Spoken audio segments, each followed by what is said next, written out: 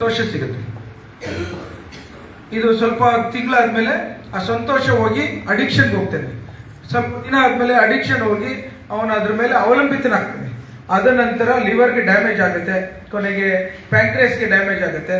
ಒಂದು 5 ಡೇ ಅವನಿಗೆ ಲಿವರ್ ಪ್ಯಾಂಕ್ರೇಸ್ ಟ್ರೀಟ್ಮೆಂಟ್ಗೆ ಆಗಕ್ಕೆ ಆಸ್ಪತ್ರೆಯಲ್ಲಿ 1 ತಿಂಗಳು 2 ತಿಂಗಳು 6 ತಿಂಗಳು ಅಡ್ಮಿಟ್ ಆಗ್ತಾನೆ. 2ನೇ ಬಾರಿ ಹೋದಾಗ ಅದು ಲಿವರ್ ಫೇಲ್ಯೂರ್ ಆಗುತ್ತೆ. ಅದ ನಂತರ ಕಿಡ್ನಿ ಫೇಲ್ಯೂರ್ ಆಗುತ್ತೆ.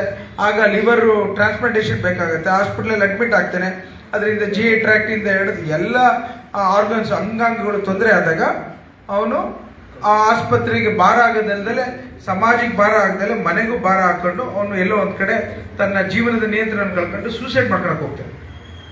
ಇವೆಲ್ಲರೂ ವಿಚಾರನ ನಿಮಗೆ ಸೂಕ್ಷ್ಮವಾಗಿ ಹೇಳ್ಬೇಕು ಅಂತಂದ್ರೆ ಇದರಿಂದ ನಿಮ್ಮ ಜೀವನಕ್ಕೆ ಬೇಕಾದಂತ ಬೆಳಕಿನ ಶಕ್ತಿ, ಜೀವನಕ್ಕೆ ಬೇಕಾದಂತ ಉರುಪಿನ ಶಕ್ತಿ, ಜೀವನಕ್ಕೆ ಬೇಕಾದಂತ ಒಂದು ಗುರಿಯ ಶಕ್ತಿ ಸಿಗೋದಿಲ್ಲ. ಇದನ್ನ ನೀವು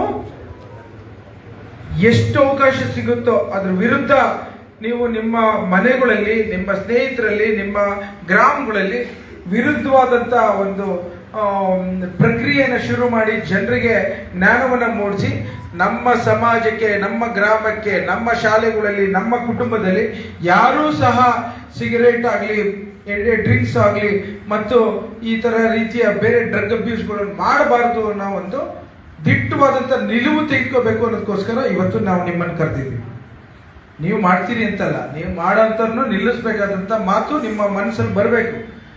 ನಿಮ್ಮನ್ನ ಈಗ ಕಾಲೇಜ್ ಬರ್ತಿದ್ದಾಗೇನೆ ಇವೆಲ್ಲರೂ ಬನ್ನಿ ಒಂದ್ ನಿಮಿಷ ಒಂದೇ ಒಂದು ಸಿಗರೇಟ್ ಪಫ್ ಹೊಡೆದ್ಬಿಡೋಣ, ನಾವು ಒಂಚೂರು ಇದೇನು ಆಗಲ್ಲ ಬಾ ಬ್ರದರ್ ಅಂತ ಹೇಳಿ ಸಿಗರೇಟ್ಗಳಲ್ಲಿ ನೀವೆಲ್ಲ ನೋಡ್ತಿದ್ದೀರಿ.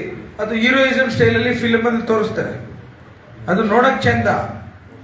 ಆದರೆ ನೀವು ಆ ಹಂತಕ್ಕೆ ಹೋದಾಗ ಎಲ್ಲೋ ಒಂದ್ ಕಡೆ ಹಲವಾರು ದಾರಿಗಳಲ್ಲಿ ಕೆಡಂಥದ್ದು ನಾವು ನೋಡ್ತಾ ಇದ್ದೀವಿ. ನಾನು ಇವತ್ತಿನ ದಿನ 50 ಮಧ್ಯ ವಯಸ್ಸಿನ ದಾಟಿದ್ದೀನಿ. ನನ್ನ ಒಂದು ಚಿಕ್ಕ ವಯಸ್ಸಿಂದನೂ ಸಾಕಷ್ಟು ಜನ ನನ್ನ ಸ್ನೇಹಿತರೆಲ್ಲ ಡ್ರಿಂಕ್ಸ್ ಮಾಡ್ತಿದ್ರು, ಸಿಗರೇಟ್ ಹೊಡಿತಿದ್ರು, ಇನ್ನಿತರರ ಒಂದು ಡ್ರಗ್ ಅಬ್ಯೂಸ್ಗಳೆಲ್ಲ ಇತ್ತು. ಆದ್ರೆ ನಾವೆಲ್ಲ ಅವ್ರ ಜೊತೆ ಸ್ನೇಹ ಸಂಬಂಧ ಇದ್ರೂ ಸಹ ಇದ್ಯಾವುದಕ್ಕೂ ಒಳಗಾಗ್ದಲೆ ವಿಶೇಷವಾಗಿ ಅವರಿಗೆ ಪರಿವರ್ತನೆ ಮಾಡೋಂಥ ಒಂದು ಸಂಘರ್ಷದ ಚರ್ಚೆಗಳು ಮಾಡಿಕೊಂಡು ಇವತ್ತು ಈಚೆ ಹೊರಹೊಮ್ಮಿ ನಿಮ್ಮೆಲ್ಲರಿಗೂ ಒಬ್ಬ ಡಾಕ್ಟರ್ ಆಗಿ, ಒಬ್ಬ ಆರ್ಥೋಪೆಡಿಕ್ ಸರ್ಜನ್ ಆಗಿ, ಶಾಸಕನಾಗಿ ಬಂದಿದ್ದೇನೆ ಅಂತಂದ್ರೆ ನಿಮ್ಮ ಜೀವನದ ಮಾರ್ಪಾಟನ್ನು ಆಗ್ಲಿಕ್ಕೆ, ನಿಮ್ಮ ಭವಿಷ್ಯದ ಮೆಟ್ಲಿನ ಹತ್ಲಿಕ್ಕೆ, ತಂದೆ ತಾಯಿಗಳ ಆಸೆಯನ್ನು ಪೂರೈಸಲಿಕ್ಕೆ, ನಿಮ್ಮ ಕನಸನ್ನ ನನಸು ಮಾಡಲಿಕ್ಕೆ ಇವತ್ತು ಇಂಥ ತಿಳುವಳಿಕೆಗಳು ಅತ್ಯಗತ್ಯವಾಗಿ ನಿಮ್ಮ ಮನಸ್ಸಿಗೆ ನಾಟುವಂತ ಒಂದು ಪ್ರಯತ್ನ ಮಾಡಬೇಕು ಅನ್ನೋದಕ್ಕೋಸ್ಕರ ನಾವು ಪ್ರಯತ್ನ ಮಾಡ್ತಾ ಇದ್ದೀವಿ. ಇದಕ್ಕೆಲ್ಲ ತಯಾರಿದ್ದೀರಾ? ನಿಮ್ಮ ಶಕ್ತಿನೇ ಎಲ್ಲ ತಯಾರಿದ್ದೀರಾ? ಯಾವ ರೀತಿ ಅಂತ ಅಂದ್ರೆ ಇವತ್ತೇ ನೀವು ಕೂತ್ಕೊಂಡು ಮನೇಲಿ ಎಲ್ಲರೂ ಒಂದು ಬರಿಬೇಕು, ನೀವು ಒಂದು ಡಿಬೇಟ್. ಇವ್ರಿಗೆ ನಮ್ಮ ಟೀಚರ್ಗೆ ಹೇಳ್ತೀನಿ, ಇದು ಒಂದು ಡಿಬೇಟ್ ಮಾಡಿಸ್ರಿ. ಡಿಬೇಟ್ ಇಲ್ಲ ಅಂದ್ರೆ ಎಸ್ಸೆ ಬರೆಸಿ. ನಾನು ಒಂದಿನ ಎಸ್ಸೆ ಬರೆಸ್ಬಿಟ್ಟು ಯಾರು ಚೆನ್ನಾಗಿ ಬರೀತಾರೆ ಫಸ್ಟ್ 3 ಪೀಪಲ್ಗೆ ನಾನು ಪ್ರೈಸ್ ಕೊಡ್ತೀನಿ.